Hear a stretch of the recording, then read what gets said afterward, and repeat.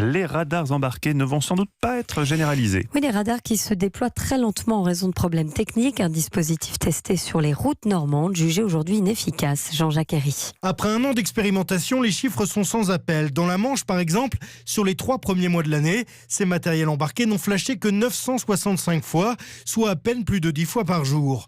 Pourtant, les automobilistes du secteur n'ont pas vraiment levé le pied, car si on s'intéresse au nombre total d'excès de vitesse enregistrés dans le département, celui-ci a dans le même temps augmenté de moitié. Bref, il y a un problème et il est technique, selon Chantal Perrichon, la présidente de la Ligue contre la violence routière. La délégation interministérielle a cru bon d'ajouter la reconnaissance des panneaux, ce qui pour nous était une erreur puisque la technologie n'était pas au point. Ce n'était pas le moment d'ajouter cette difficulté. Pierre Chasseret de l'association 40 millions d'automobilistes se réjouit quant à lui de cet échec. C'est une excellente nouvelle. Peut-être on va pouvoir mettre fin à cette mesure-là qui était d'une stupidité sans nom. Confier la sécurité routière à des sociétés privées, on aura tout vu. C'est vraiment la preuve qu'on cherchait avant tout à faire de l'argent plutôt que de la sécurité. Cette sous-traitance coûte en plus très cher, 120 000 € par an pour chacune des 26 voitures banalisées appartenant à des sociétés privées.